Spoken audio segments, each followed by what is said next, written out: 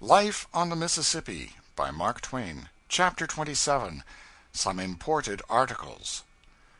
We met two steamboats at New Madrid, two steamboats in sight at once, an infrequent spectacle now in the lonesome Mississippi.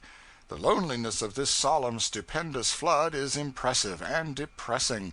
League after league, and still league after league, it pours its chocolate tide along between its solid forest walls, its almost untenanted shores, with seldom a sail or a moving object of any kind to disturb the surface and break the monotony of the blank, watery solitude. And so the day goes, the night comes, and again the day, and still the same, night after night and day after day. Majestic, unchanging sameness of serenity, repose, tranquillity, lethargy, vacancy, symbol of eternity, realization of the heaven pictured by priest and prophet and longed for by the good and thoughtless. Immediately after the War of 1812, tourists began to come to America from England. Scattering ones at first, then a sort of procession of them, a procession which kept up its plodding, patient march through the land during many, many years. Each tourist took notes and went home and published a book which was usually calm, truthful, reasonable, kind, but which seemed just the reverse to our tender-footed progenitors. A glance at these tourist books shows us that in certain of its aspects the Mississippi has undergone no change since those strangers visited it, but remains today about as it was then. The emotions produced in those foreign breasts by these aspects were not all formed on one pattern, of course. They had to be various, along at first, because the earlier tourists were obliged to originate their emotions, whereas in older countries one can always borrow emotions from one's predecessors. And, mind you, emotions are among the toughest things in the world to manufacture out of whole cloth. It is easier to manufacture 7 facts than one emotion. Captain Basil Hall, R.N., writing 55 years ago, says, "Here I caught the first glimpse of the object I had so long wished to behold, and felt myself amply repaid at that moment for all the trouble I had experienced in coming so far, and stood looking at the river flowing past till it was too dark to distinguish anything. But it was not till I had visited the same spot a dozen times that I came to a right comprehension of the grandeur of the scene." Following are Mrs. Trollope's emotions. She is writing a few months later in the same year, 1827, and is coming in at the mouth of the Mississippi.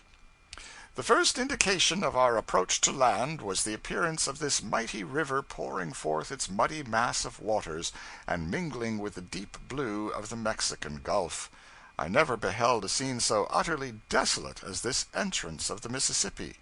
Had Dante seen it, he might have drawn images of another Borgia from its horrors.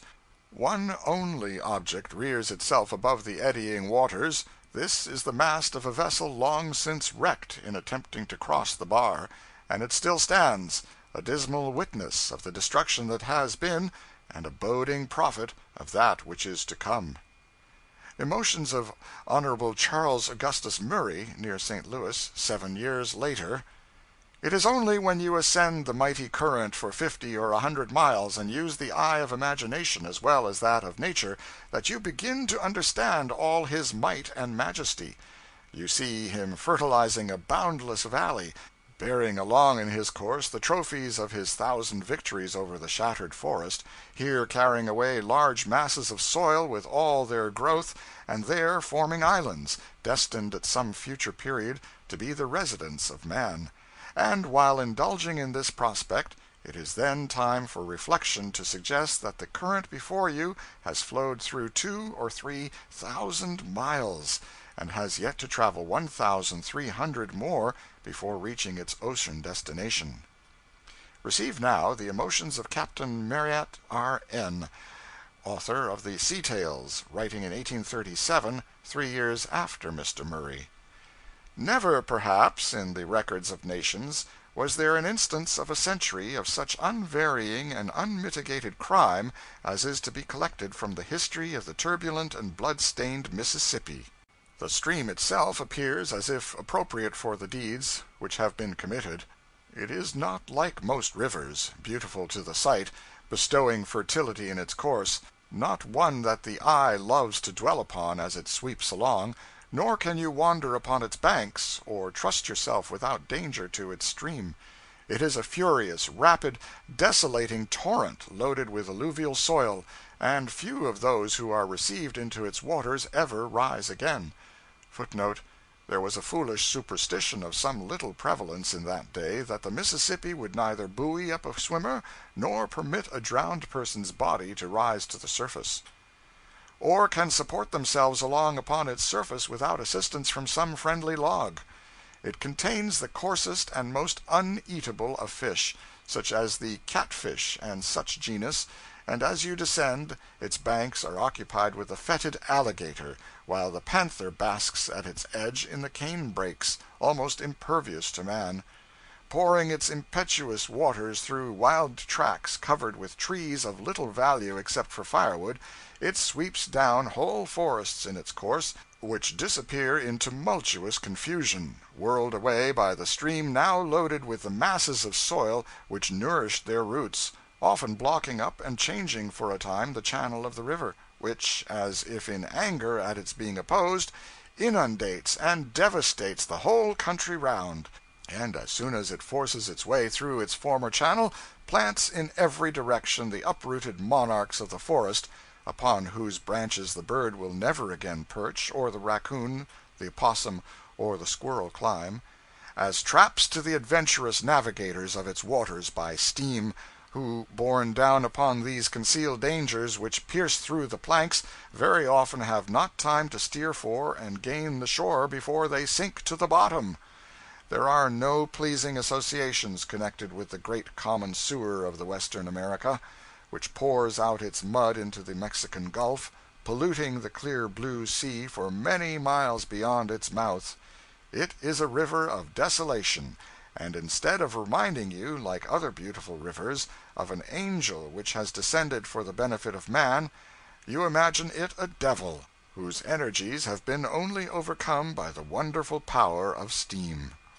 It is pretty crude literature for a man accustomed to handling a pen; still, as a panorama of the emotions sent weltering through this noted visitor's breast by the aspect and traditions of the great common sewer, it has a value, though marred in the matter of statistics by inaccuracies, for the catfish is a plenty good enough fish for anybody, and there are no panthers that are impervious to man.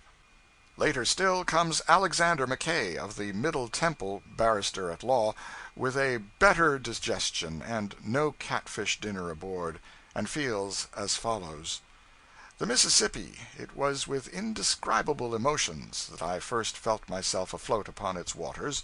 How often in my schoolboy dreams, and in my waking visions afterwards, had my imagination pictured to itself the lordly stream, rolling with tumultuous current through the boundless region to which it has given its name, and gathering into itself, in its course to the ocean, the tributary waters of almost every latitude in the temperate zone. Here it was, then, in its reality, and I, at length, steaming against its tide. I looked upon it with that reverence with which every one must regard a great feature of external nature.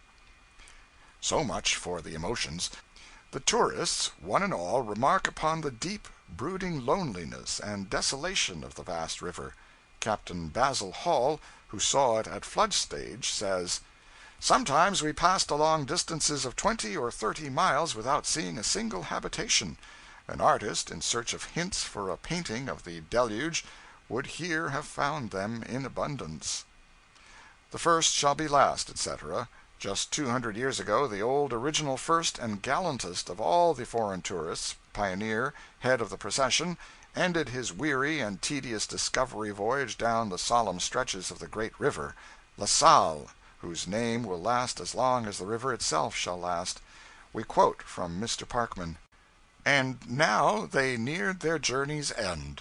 On the 6th of April the river divided itself into 3 broad channels. La Salle followed that of the west, and Dautrey that of the east, while Tonty took the middle passage.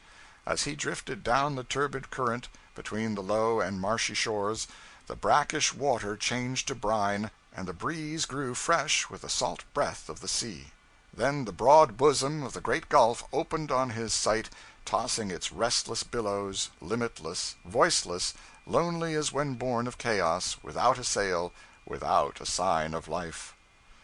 Then, on a spot of solid ground, La Salle reared a column bearing the arms of France. The Frenchmen were mustered under arms, and while the New England Indians and their squaws looked on in wondering silence, they chanted the Te Deum, the Exaudiat, and the Domini Salvum Fac Regem.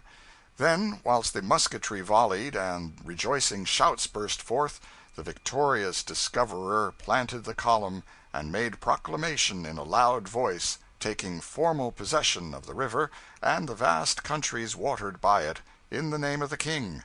The column bore this inscription: Louis le Grand, Roi de France et de Navarre, règne, le 9e avril 1682.